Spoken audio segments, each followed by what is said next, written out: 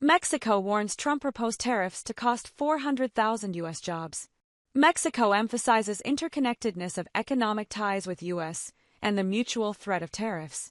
Mexico's president and economy minister have given the clearest picture yet of how their government will respond to United States President-elect Donald Trump's proposed tariffs on the country, which their government has warned will cost 400,000 U.S. jobs.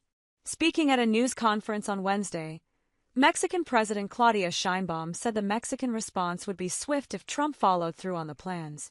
If there are U.S. tariffs, Mexico would also raise tariffs, Sheinbaum said.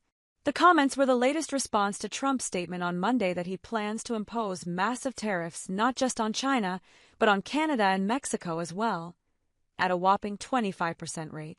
Economy Minister Marcelo Ebrard also warned against Trump starting a regional trade war, calling the cost to U.S. workers huge. Around 400,000 jobs will be lost in the U.S., he said, pointing to a study based on figures from U.S. carmakers that manufacture in Mexico. He added the impact would extend beyond workers to U.S. consumers. For example, Ebrard said most pickup trucks sold in the U.S. are manufactured in Mexico. He claimed Trump's tariffs would add $3,000 to the cost of a new vehicle. That is why we say that it would be a shot in the foot, he said. Trump has promised to use tariffs to bolster the U.S. manufacturing industry, an attempt at a hard reset that economists have cast doubt on. Still, the severity of the president-elect's approach to Canada and Mexico, who along with China make up the U.S.'s top 3 trading partners, has come as somewhat of a surprise. In his statement on Monday, Trump said he would impose the 25% tariffs if the 3 countries do not do more to address irregular migration and drug smuggling into the U.S. Sheinbaum had previously called the threats unacceptable. On Wednesday, Sheinbaum revealed she held a call with Trump to discuss migration across the U.S.-Mexico border, where she attempted to assuage his fears. "I had an excellent conversation with President Donald Trump," Sheinbaum posted on social media. "We discussed Mexico's strategy on the migrant phenomenon, and I shared that caravans are not arriving at the northern border because they are being taken care of in Mexico."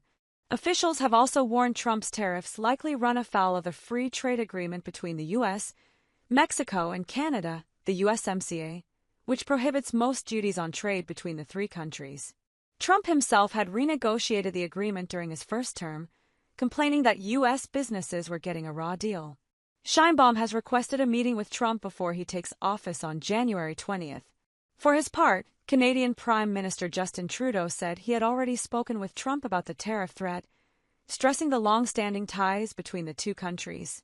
"We talked about some of the challenges that we can work on together. It was a good call," he said.